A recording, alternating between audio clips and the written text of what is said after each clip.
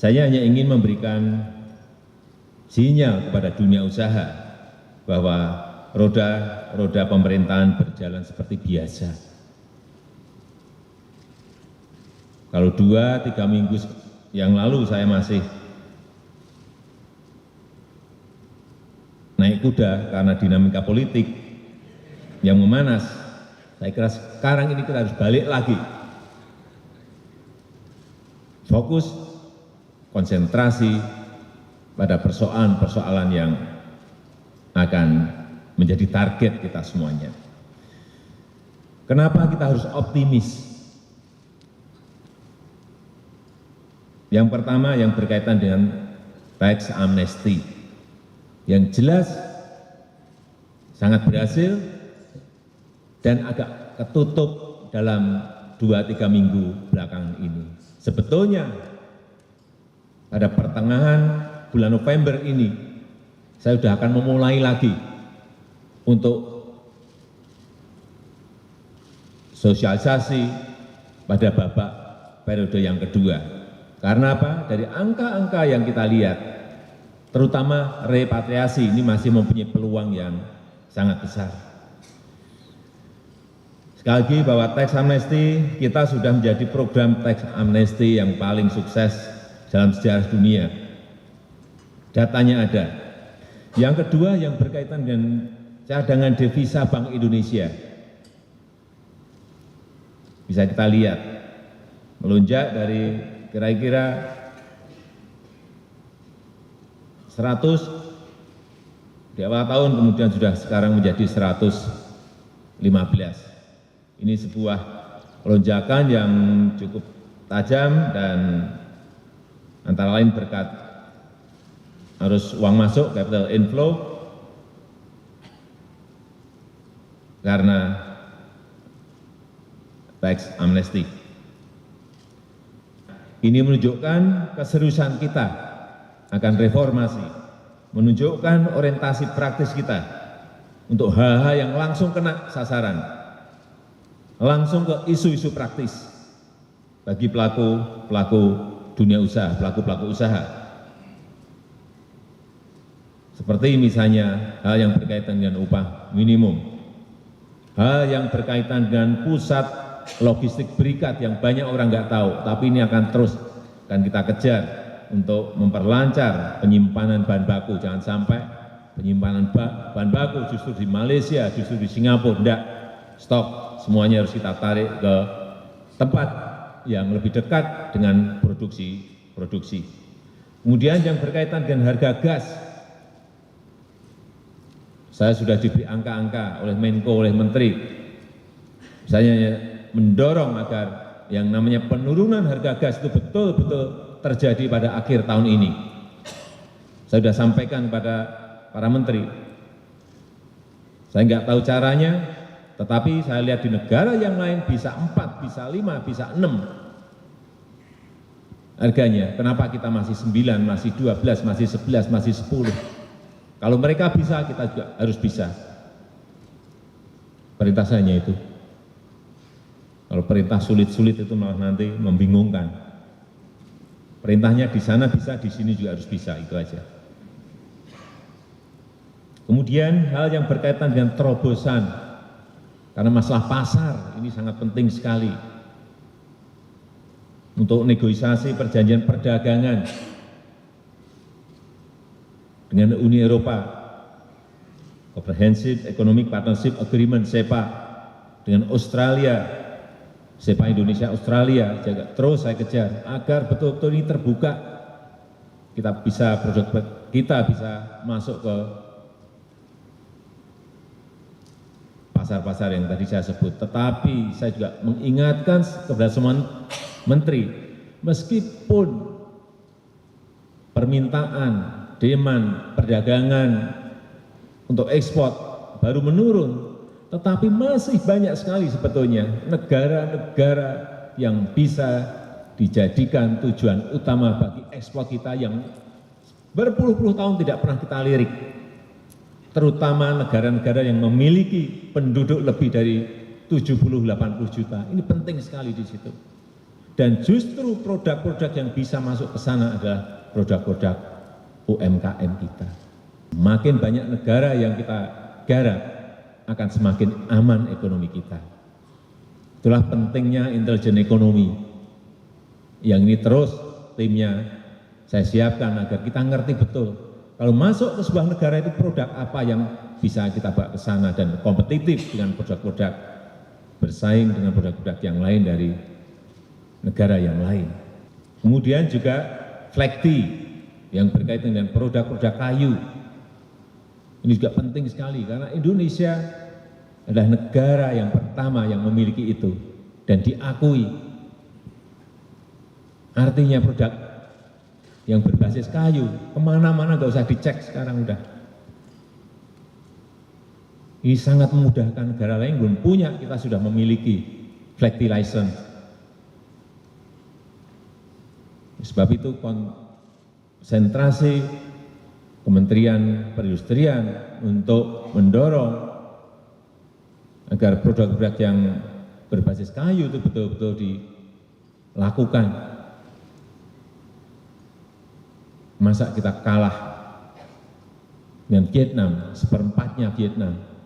Dulu Vietnam sepertiganya kita, tetapi sekarang Vietnam sudah 3-4 kali kita ekspornya ke negara yang lain untuk produk kayu.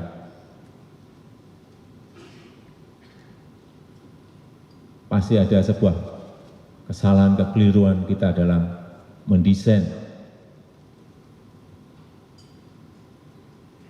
di industri ini. Ada indikasi awal dari BKPM bahwa investasi di tahun ini mungkin akan melampaui target. Jadi nggak usah khawatir, dan kalau benar nanti realisasi investasi tahun ini melampaui target, buat saya gampang. Berarti tahun depan akan saya naikkan lagi yang lebih banyak.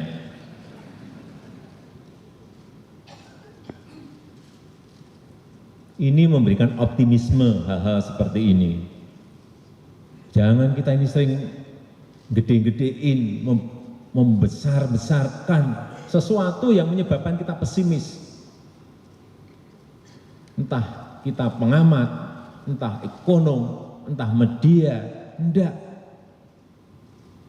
Modal besar kita yang harus kita miliki sekarang ini adalah optimisme dalam situasi yang sulit seperti ini. Tapi situasi sesulit apapun pasti ada peluang, pasti ada kesempatan yang bisa kita pakai. Yang kedua yang berkaitan dengan program infrastruktur. Saya terus akan mendorong sekuritisasi. Dan saya yakin program pembangunan infrastruktur sudah on track. Proyek yang saya lihat di lapangan sesuai jadwal. Tol Trans Sumatera sesuai jadwal. Bendungan-bendungan yang kita lihat di Ragnamo, di semuanya sesuai jadwal. Sehingga 1,5 tahun yang lalu karena sekuritisasi kurang berjalan dengan baik, mengakibatkan pendanaan infrastruktur sepenuhnya bergantung pada APBN. Enggak.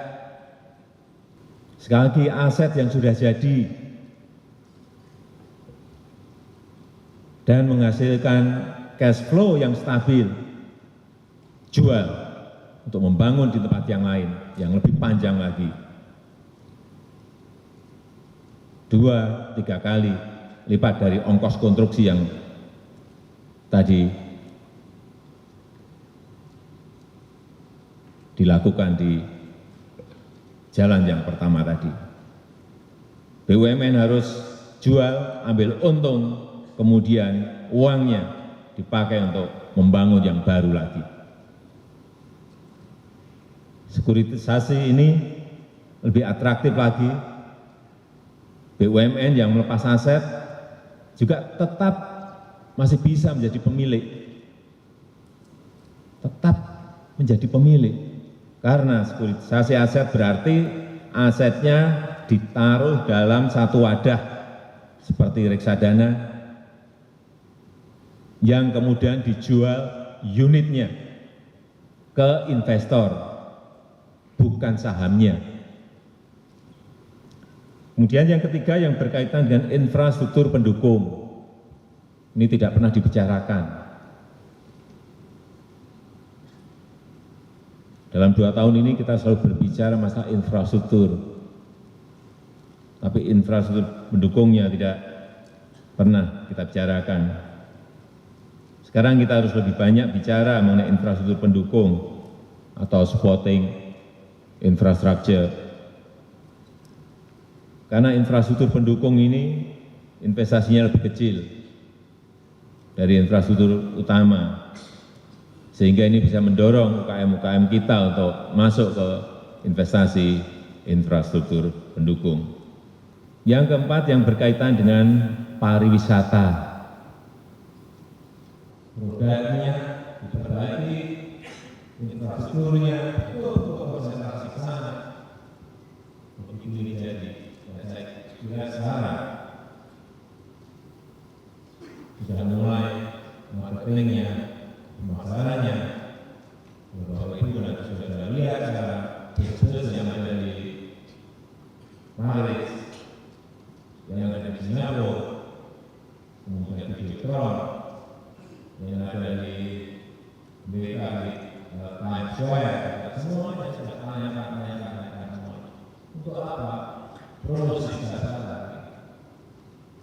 Bisa kita bayangkan, kalau kita bangun hotel, bangun resort di 10 destinasi baru.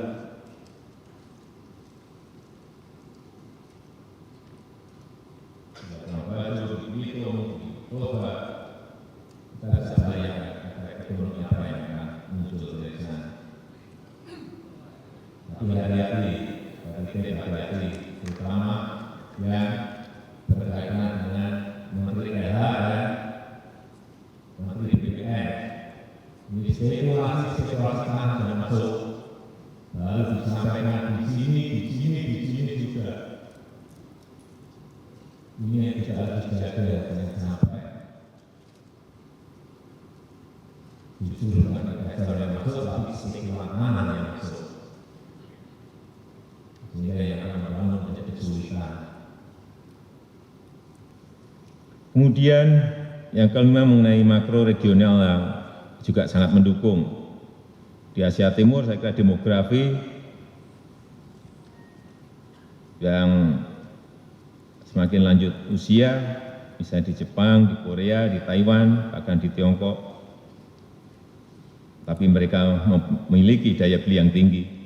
Sementara di Asia Tenggara demografi muda, khususnya di Indonesia, kita memiliki kekuatan itu. Tapi kalau ini tidak kita garap dengan baik, SDM ini bisa menjadi sebuah beban yang sangat berat. Kenapa? Saya dorong terus vocational training, vocational school, tapi yang betul-betul sesuai dengan kebutuhan industri, sesuai dengan kebutuhan pasar itu harus betul-betul kita lakukan.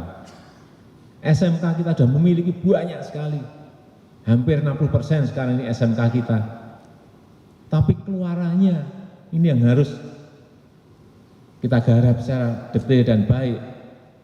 Problemnya adalah ternyata bahwa SMK kita ini guru-gurunya banyak yang guru normatif.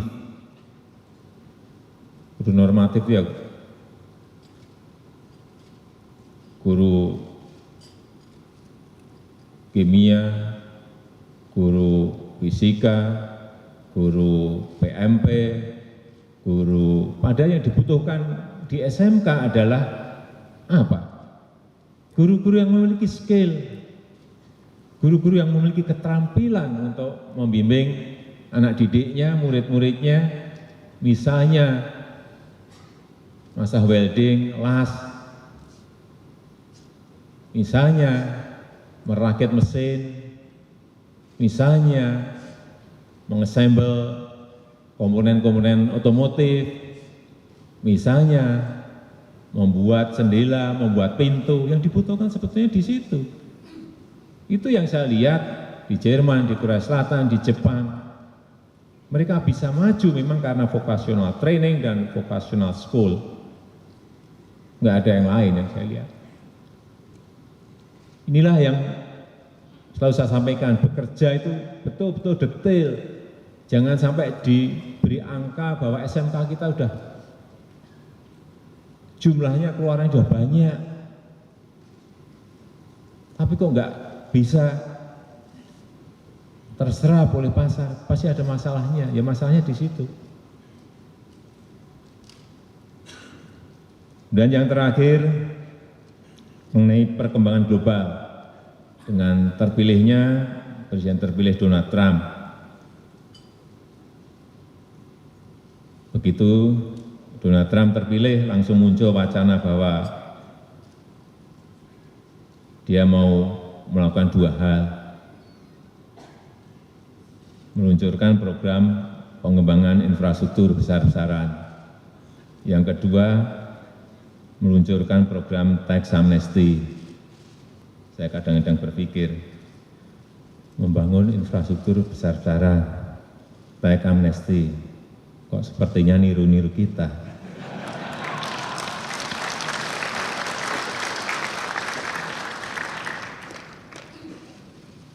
Justru menurut saya,